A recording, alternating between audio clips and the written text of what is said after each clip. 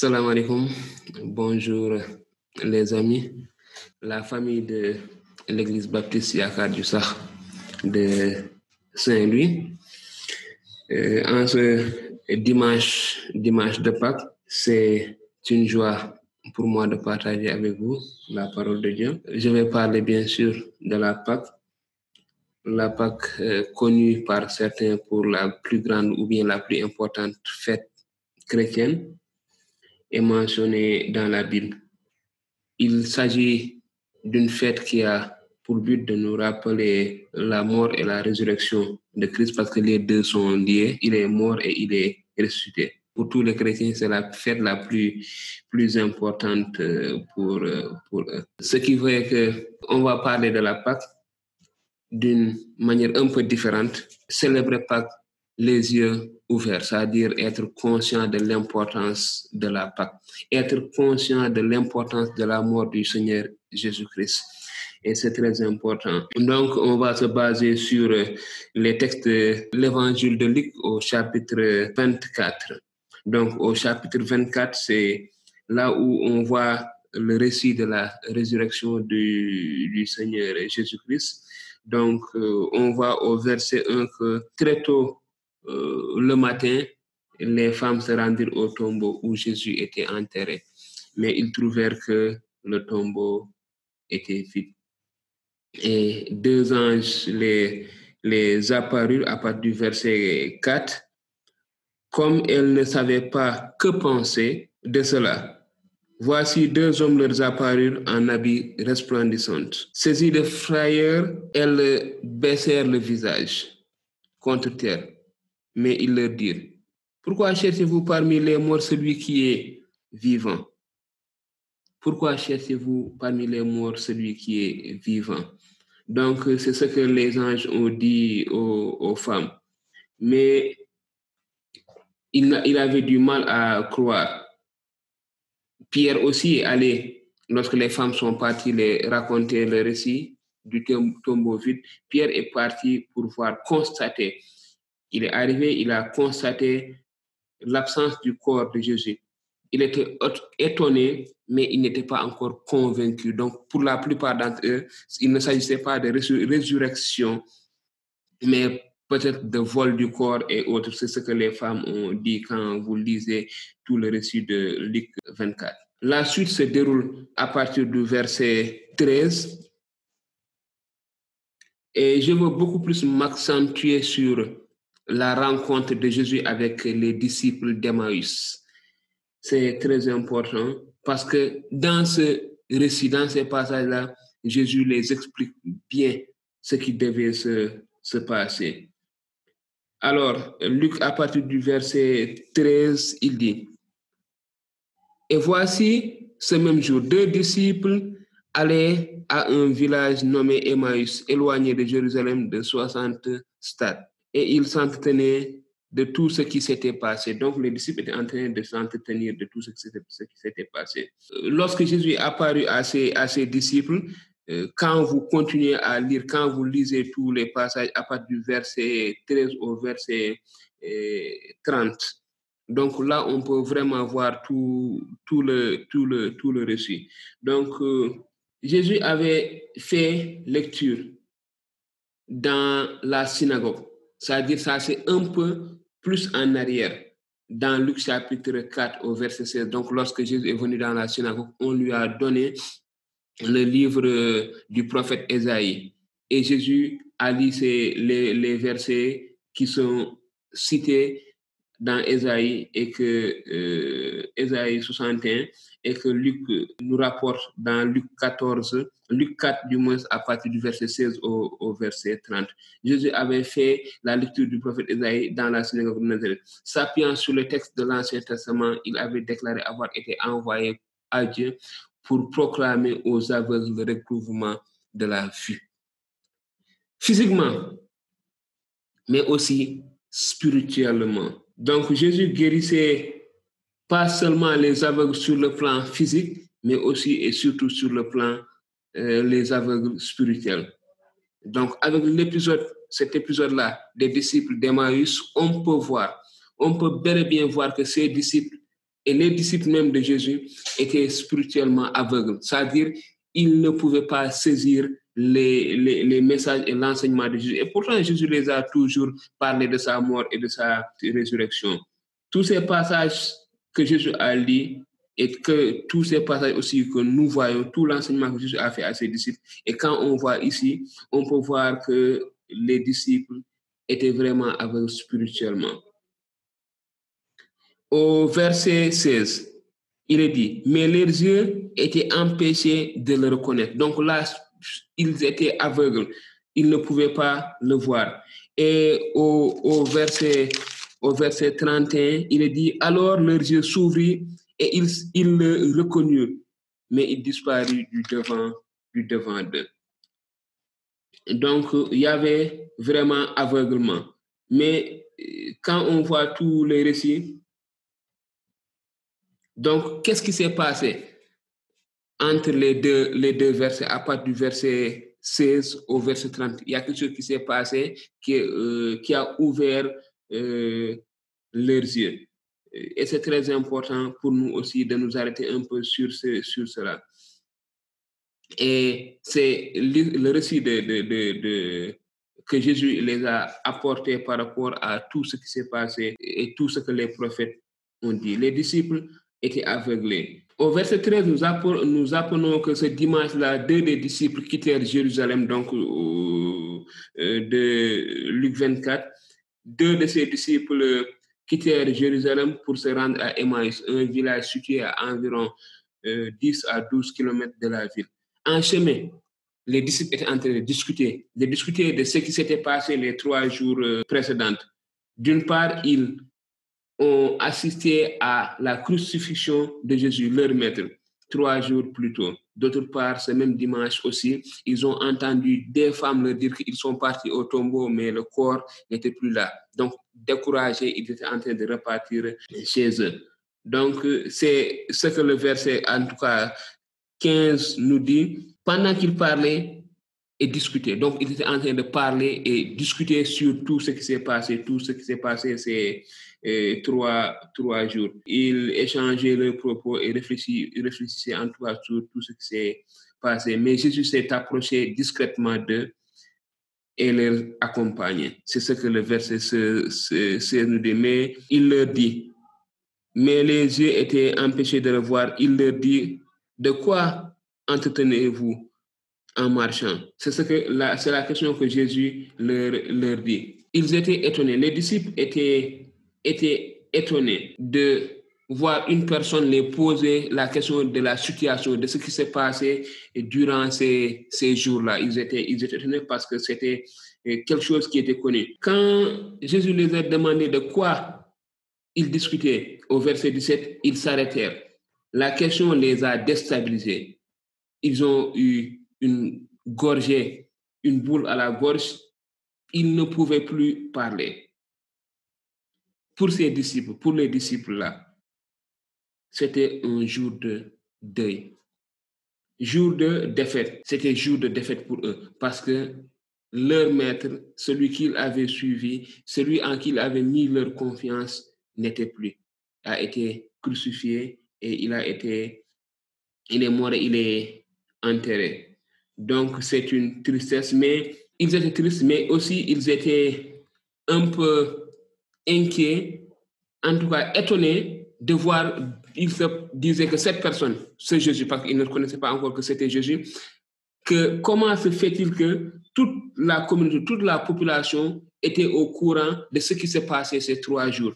Et voilà, lui, il posait les questions par rapport à cela. Donc, c'était un peu comme cette malheureuse événement qui s'est passé ici chez nous au Sénégal le 26 septembre 2002. Quand je dis le 26 septembre 2002, il ne suffit même pas que je continue de dire ce qui s'est passé. Toute la population sénégalaise se rappelle de ce malheureux 26 septembre 2002 où le bateau, le Joola, avait fait naufrage. Et donc, c'était comme si 3 jours ou 2 ou 3 jours après cela, voilà, une personne se présentait et se disait, mais qu'est-ce qui se passe ici? c'est comme si une personne ne savait pas en voyant les familles pleurer et tout ce qui se passe. Et donc, c'était un peu ça le sentiment des disciples. Et au verset 18, l'un d'eux nommé Cléopas lui répondit, es-tu le seul qui séjournait à Jérusalem ne sachant pas ce qui s'y est arrivé ces jours-ci? Le seul qui séjournait au Sénégal et ne sachant pas ce qui s'est arrivé ces jours-ci, le 26 septembre.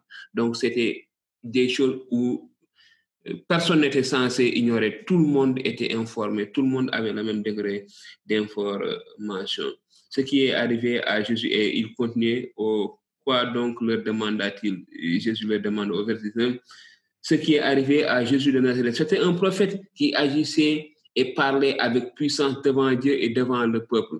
Nos chefs, des prêtres et des dirigeants l'ont livré aux Romains pour le faire condamner à mort et le clouer sur une croix.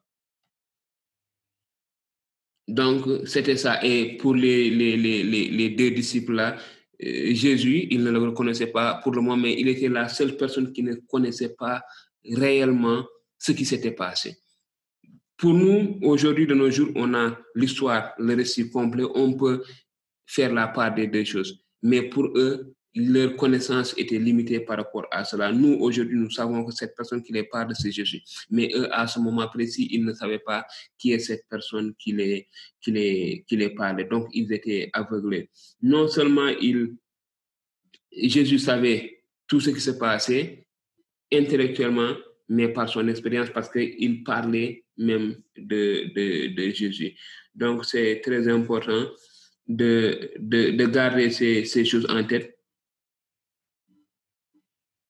Et qu'est-ce que Jésus fait avec ses disciples?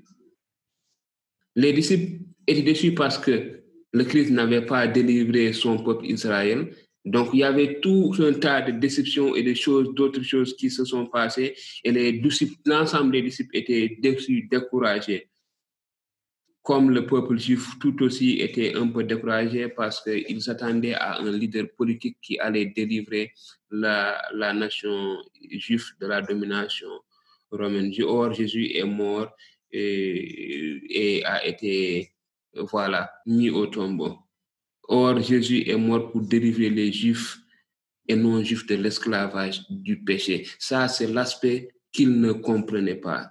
C'est ce qu'ils ne comprenaient pas. Or, Jésus leur dit au verset 25, alors Jésus leur dit, ô homme sans intelligence et dont le cœur est lent à croire, tout ce qu'ont dit les prophètes. Et maintenant, Jésus se met à les expliquer, à leur parler de tout ce que les prophètes ont dit.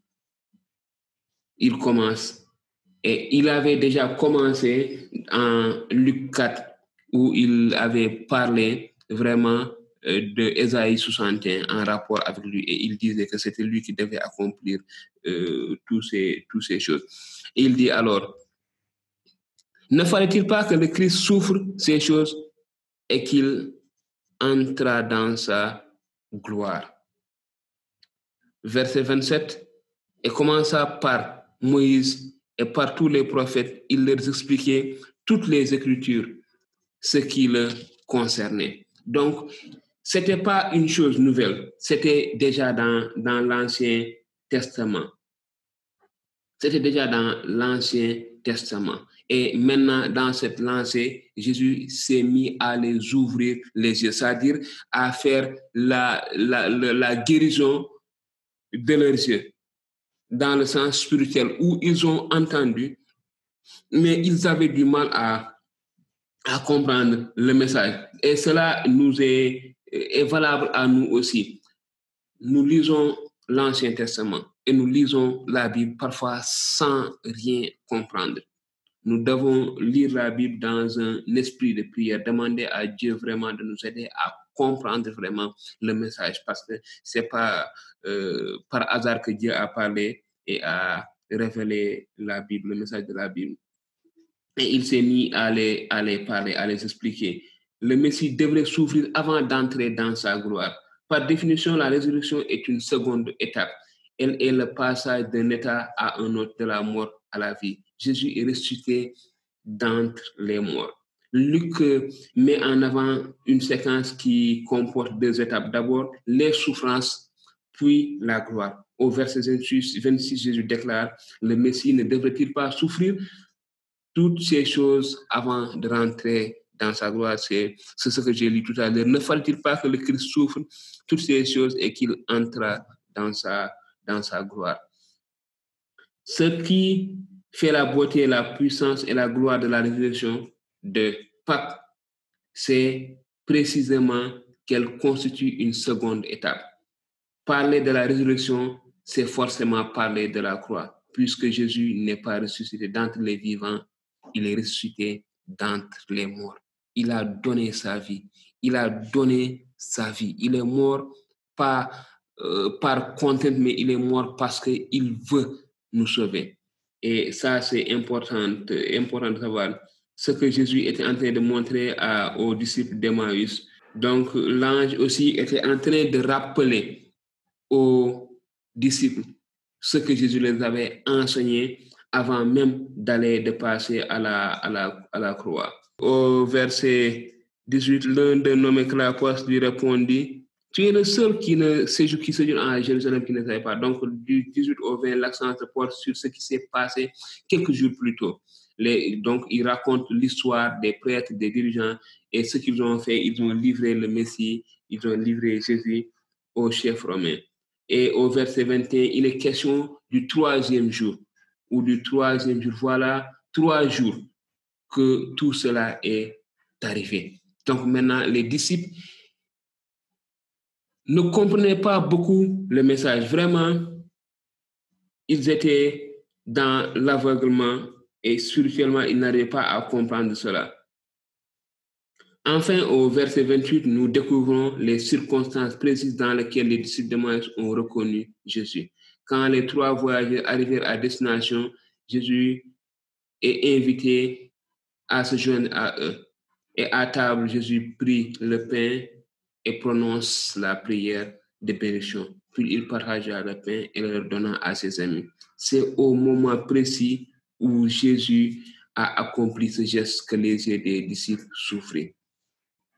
Jésus peut maintenant disparaître. Il a disparu en ce moment-là. Ce geste révélateur, Jésus les avait également posés 3 jours plus tôt. Donc, à table, ils avaient pris la scène, le repas du Seigneur ensemble et Jésus avait prié et les avait donné le pain et la coupe pour se rappeler de lui. Donc, nous pouvons bien nous rappeler une chose, c'est que Jésus est mort et il est ressuscité. Donc, voilà, Pâques, c'est de se rappeler la mort et la résurrection de Jésus-Christ, le sacrifice qu'il a fait pour nous sauver. Donc, c'est une joie très immense, en tout cas, pour nous, de pouvoir fêter, de pouvoir nous rappeler ce que le Seigneur Jésus avait dit et ce qu'il a fait. Il ne les a pas libérés de la domination romaine, mais c'était beaucoup dans un sens où il devait leur pardonner leurs péchés. Et nous pardonnons aussi nos péchés de ce jour. Donc, c'est ce que nous devons à chaque fois nous rappeler. Et je vais finir juste par vous rappeler ceci. Tout l'Ancien Testament annonçait la venue du Messie. Et donc, quand les disciples étaient perdus, ils ne comprenaient pas la situation, ils ne comprenaient pas ce qui se passait. C'est là où Jésus les a ramenés. Il les disait, ô hommes sans intelligence, vous êtes bien lents à tout ce que les prophètes ont annoncé. Le Messie ne devait-il pas souffrir toutes ces choses avant de rentrer dans sa gloire? Alors, au commencement, en commençant par les livres de Moïse, donc dans l'Ancien Testament, et à parcourir tous ces prophètes, je leur expliquer ce qui se passerait à lui, ce qui se rapportait à lui, donc à tout ce qui devait arriver, tout ce qui devait se passer dans la vie du Messie, tout ce que le Messie devait accomplir. Donc Jésus s'est mis à les raconter cela. Donc c'est vraiment très important pour nous et je veux juste nous rassurer, nous encourager par rapport à cela. C'est-à-dire, c'est un processus, c'est depuis longtemps, c'est depuis Genèse 3, depuis que l'homme a péché, que Dieu a mis un plan, le plan du salut pour nous tous. Et l'accomplissement du plan du salut, c'est durant ces 3 jours. Ces 3 jours où le Seigneur Jésus a été crucifié et le 3e jour, il est ressuscité. Donc, c'est ça que nous rappelons du sacrifice du Seigneur Jésus, que le sacrifice qu'il a fait. Mais ce qui m'a beaucoup plus interpellé, et je vous encourage par rapport à cela, c'est de revenir, de lire l'Ancien Testament, de méditer et de voir tout ce beau plan, tous ces bels projets que Dieu avait en tête pour qu'un jour nous soyons, en tout cas, pardonnés de nos péchés. Pas parce que nous le méritons, ou bien pas parce que nous en sommes dignes, mais c'est par sa grâce que Jésus-Christ nous a donné sa vie. Donc voilà un peu ce que le Seigneur Jésus-Christ a fait avec les disciples sur le chemin d'Emmaüs pour les rappeler de l'importance de ce qu'il a fait, mais du source et de là où ça a commencé, en commençant par les prophètes, par Moïse et les autres prophètes, par l'Ancien Testament, à les expliquer tout ce qui devait se passer. Donc, tout ce qui s'est passé ces 3 jours-là n'est pas arrivé par hasard, mais c'était le plan salvatrice, la volonté de Dieu pour le salut de nous tous qui croyons et de toute personne qui croit, qui confesse, qui accepte Jésus-Christ, qui accepte le sacrifice de Jésus-Christ, il a le salut. Jésus est mort pour nous. Il est ressuscité pour nous et il est monté au ciel à la droite du Père, comme il a dit dans Jean 14, je m'en vais vous préparer une place, après quoi je reviendrai vous chercher. Donc, soyons en tout cas encouragés et ne soyons pas, en tout cas, comme ces disciples qui étaient découragés, qui avaient vu leur espoir sombrer, en tout cas, aller au naufrage par rapport à la crucifixion du Seigneur Jésus. Mais leurs yeux ont été ouverts. Spirituellement, ils ont recouvert la vue. Ils ont compris le message. Et je vous encourage à lire la parole de Dieu dans cet esprit-là, dans cet esprit de prière. Quand nous voyons ces passages, quand nous voyons que toutes ces personnes-là, toute cette communauté, tous ces religieux-là, ils lisaient, ils maîtrisaient la parole de Dieu. Ils pouvaient en tout cas, beaucoup dire de la parole de Dieu, mais ils ne comprenaient pas l'essence. Donc, je vous encourage à méditer la parole de Dieu et la lire dans un esprit de prière, parce que ça ne sert à rien d'avoir toute la Bible sans autant comprendre ce qu'elle nous enseigne. Donc, vraiment, je vous encourage dans cette espérance que nous avons dans le sacrifice de Jésus-Christ et de vivre une vie digne des enfants de notre Père céleste, de demeurer durant ces temps, durant ces moments difficiles de confinement dans la prière et la lecture de la parole de Dieu, dans la prière et dans la supplication. Prions les uns pour les autres, prions pour notre nation, mais prions aussi pour le monde entier. Nous le voyons et nous le constatons, les dégâts sont énormes, mais notre Seigneur, notre Dieu, il est au contrôle de la situation. Alors que Dieu vous bénisse, qu'il nous bénisse et que voilà, qu'il veille sur chacun de nous, sur nos familles. Et je vous souhaite à tous un bon dimanche et une bonne fête de Pâques. Malheureusement, nous n'avons pas l'opportunité de la célébrer en communion proche, mais en esprit, nous pouvons adorer notre Seigneur et dans la communion d'esprit, prenons cette journée en nous rappelant les uns des autres, en priant les uns pour les autres, en nous rappelant cette fête, ce sacrifice, cette mort et la résurrection de Jésus-Christ avec joie. Que vraiment notre joie soit vue et connue de tout le monde. Merci beaucoup, que le Seigneur vous bénisse.